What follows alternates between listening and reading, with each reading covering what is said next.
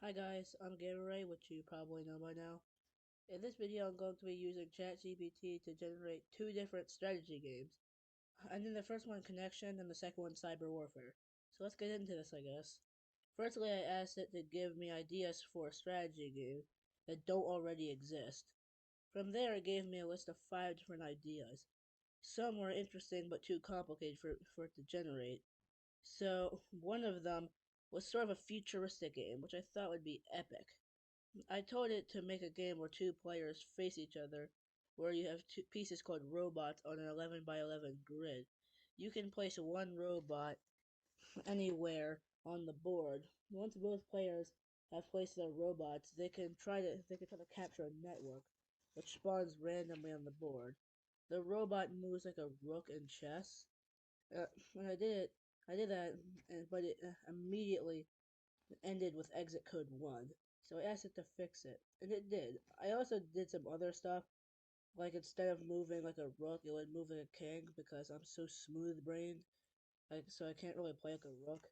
Lastly, I finished it up by adding a system like a higher slash colder, which you probably know because you probably done that before, and a list of wiggle moves. If you want to know how to play, here's a summary, and in the description there will be a link to download the game as .py if you're interested. In, in this in this one, you'll need something like PyCharm to run it. That's what I used. But here's how to play it. So your objective in the game is to capture the most number of networks. A network is a group of adjacent cells, either horizontally or vertically, on the game board. This is a setup. The game board is on an 11 by 11 grid, which I kind of specified. Each player has one robot represented by a 1 or a 2. 1 for player 1, 2 for player 2. At the beginning of the game, both players take their turns placing their robots on any unoccupied cell on the board. Once both robots have been placed in the game begins. Here's the gameplay. The players take turns moving their robot, starting with player 1, because he's player 1. The robot moves like a king in chess, so it moves in all directions, horizontally, vertically, or diagonally, but only one square, or one cell on the grid, I guess. When a player's robot captures a network, the network is marked with the player's number. So if it's player 1, to be a 1, if it's player 2, it's a 2. A player cannot capture a network if the robot has previously captured that network. Players cannot move their robots on the cells that already have been occupied by either a robot, and this is the end of the game. The end of the game is when there's no more moves are possible. The player with the most number of pieces captured, or networks captured, wins the game. If both players have captured the same amount of networks, the game is a tie. The second strategy I made was called Cyber Warfare. It gives you some options for attacking using malware and healing with antivirus, etc. There's some other stuff. Uh, you play a human opponent. I originally had a robot to play with, but ChatGPT is kind of dumb, so it couldn't do that. It's how ChatGPT started making it. It started by pretty much I started by pretty much asking it to make me a game because it was 4 a.m. and my caveman brain can't think of anything. One of the options was a cyber warfare, and I asked ChatGPT to program it because I'm kind of bad at coding. I'm gonna get better, but I'm just kind of bad. I'm sorry. Okay, but I did it, so yeah. I guess it worked.